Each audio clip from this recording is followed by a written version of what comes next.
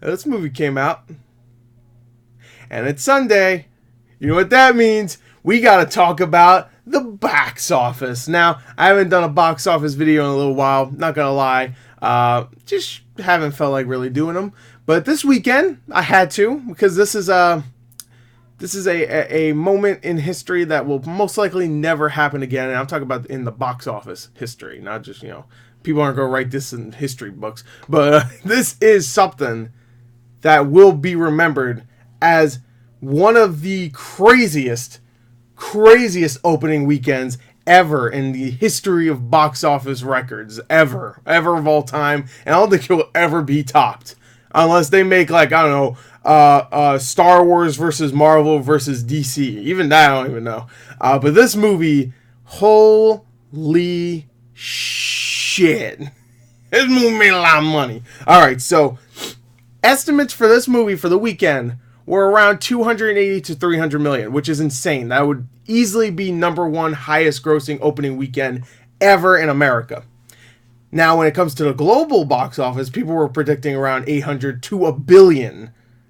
800 to 900. 700 to 900. I saw a bunch of different estimates for when it comes to the worldwide box office. I saw a bunch of different ones for America too, especially when the movie was already out and it made like $156 million opening day. Everybody switched their tune and said, 330 million, 340, 350. So now the movie is done for the weekend. Not really, because these are just estimates. Obviously, Sunday's not over yet. But people are pretty good at estimating how much a movie's going to make in Sunday.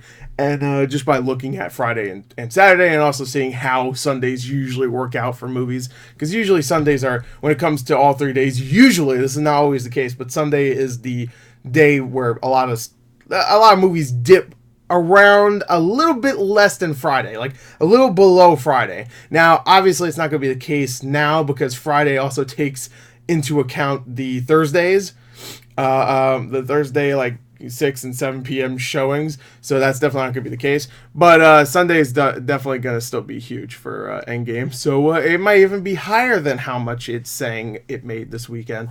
How much did it make this weekend, you may ask? You probably already know, but let's go on to the weekend box office here on Box Office Mojo. There's a lot of movies here. Look at this. That's the Mustang. That's still in there. Look at that. Oh, dropped 43%. Okay. Hellboy dropped 91%. Wow. 3 weeks in, that's gone. After that shitty looking romance movie, 82% drop. Amazing Grace, I don't even know what that is. 10% down. Okay, that's not too bad. Missing Link, 77%. Oh, that's sad. I love that movie. Penguins, 54%. Wow, okay, that's a Disney nature thing too. Us, 72% drop. Wow. Pet Sematary, 73% drop. I'm talking about the percentages from last week to this week, if you're confused. If you know anything about box office, I'm assuming you're watching this. Dumbo, a 51% drop. Yeah, I'm only reading this because you can't see it on here. That's why I'm reading it. Shazam, 66% drop. That's huge because Shazam was actually holding pretty well. Breakthrough, 44% drop, which is even big for like one of these religious themed movies. So even God couldn't keep some Christians away from seeing Endgame over Breakthrough. Number 3 was The Curse of Lila the Weeping Woman. Dropped 71%. Fucking second weekend dropped hard. It did really well in its first weekend, and then people were like, "Nah, screw that weeping lass. Let's go see Marvel. Let's go weep ourselves."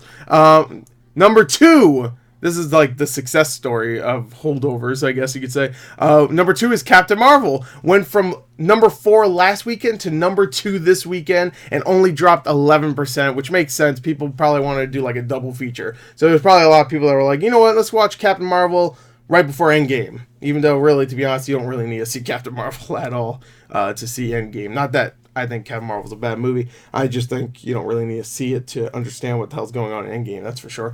Is my hair sticking up? A little bit, whatever. I need to get it cut. It's getting nuts. Anyway, so number 1. And you know what?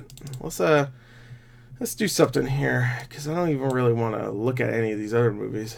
Let's do this. let's just click on Avengers Endgame, and we'll bring ourselves back. All right, so on a budget of around 300, and I think it was like estimated to be around 300 to 400 million. Maybe they estimated. I mean, maybe they gave an official budget now, but that's what I saw a couple days ago. It made first weekend in America $350 million. That is insane. But foreign, it made 859 million worldwide for the first weekend. Numero uno. It made a billion, $2 billion. It made $1.2 billion. That is insane. For the first weekend? That's one weekend. That's almost Black Panther right there. That's almost Black Panther. That's over Captain Marvel. That is almost Jurassic World 2. Not that that's a good indication of money making, but that movie did pretty well. That is I think almost as much as the last Fast and Furious movie made.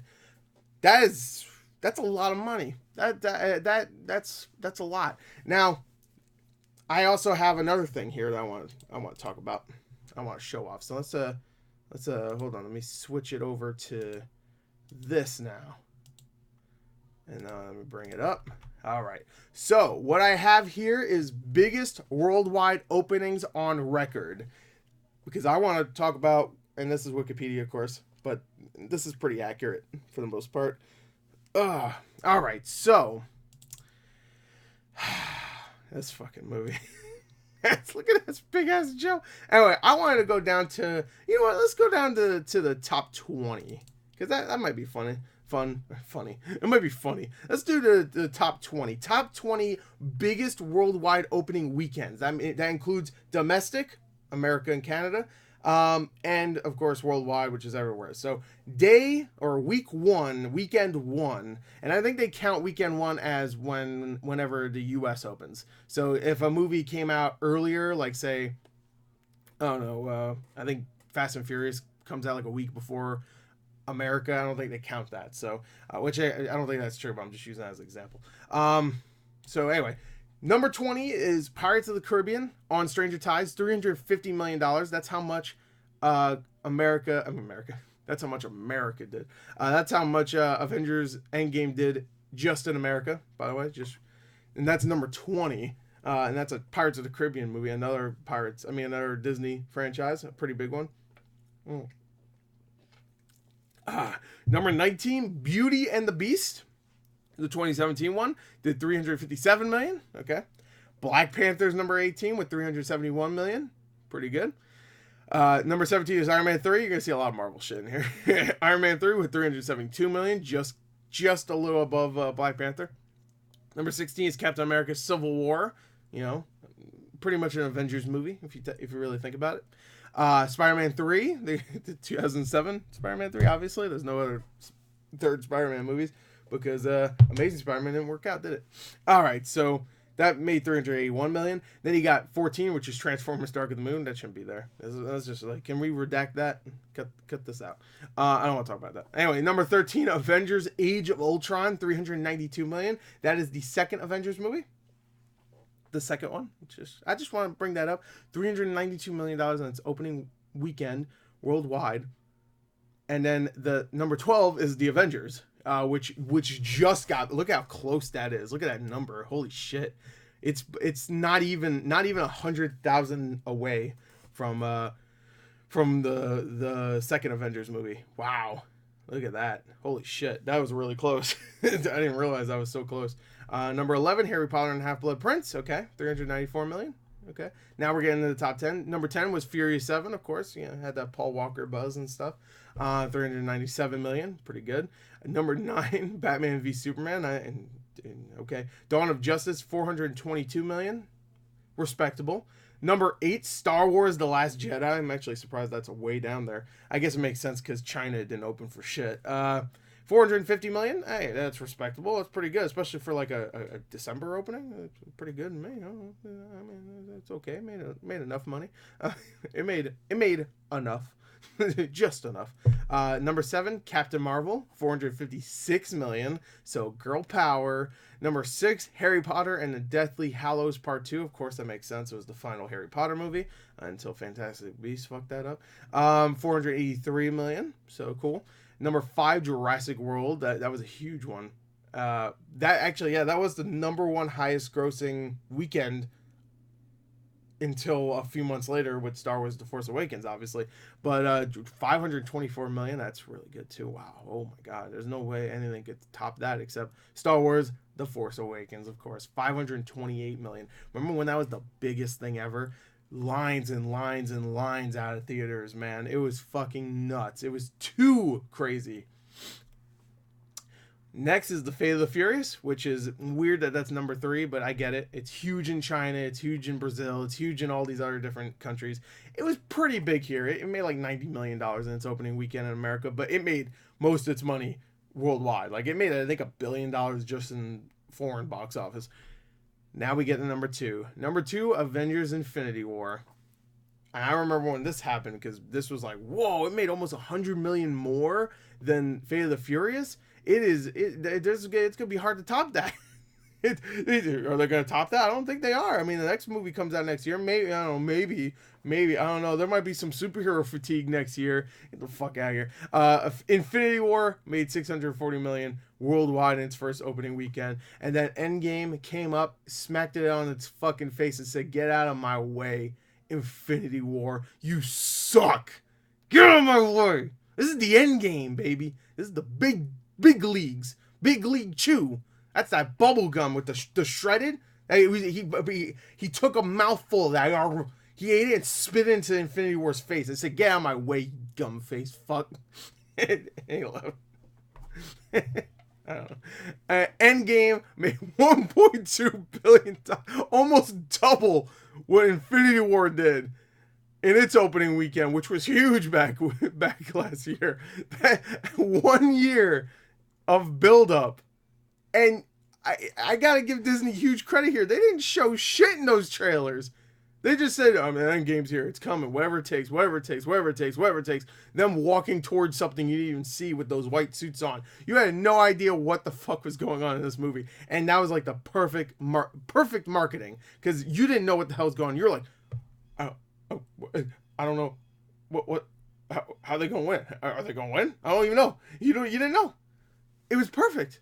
You could hate these movies as much as you want, but Disney did the best job it possibly could marketing this movie. Like after seeing it, I applaud them tenfold for the way they marketed this movie. Some people were getting annoyed. Some people were like, "They're not showing us anything, telling us anything." I was just like, remember back in the day, like I wasn't even alive back then, but like in the 70s and 80s, when trailers wouldn't tell you shit. Look up the trailer for Alien.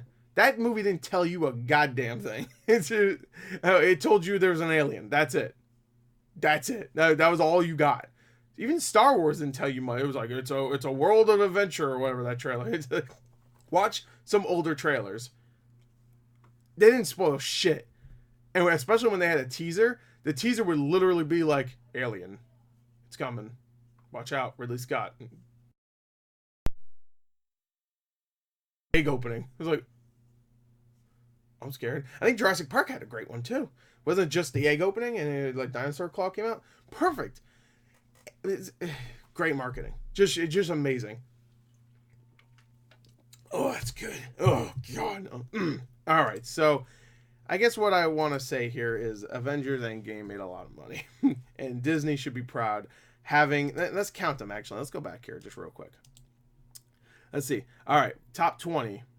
1, 2, 3, 4, 5. That's not Disney. 6, 7, 8, 9, 10, 11, 12 of the top 20 highest grossing opening weekends are Disney.